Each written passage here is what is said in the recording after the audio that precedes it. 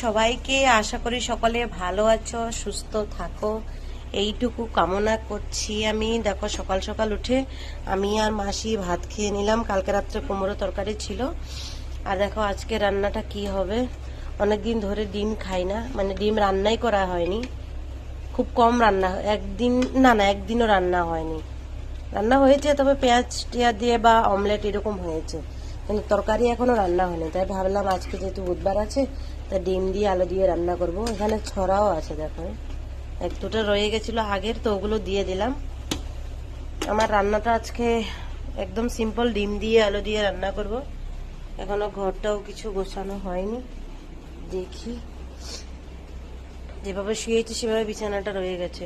বাইরে গাড়ি লোড হচ্ছে আজকে, ওই জন্য একটা দেখো কতগুলো বালিশ আজকে।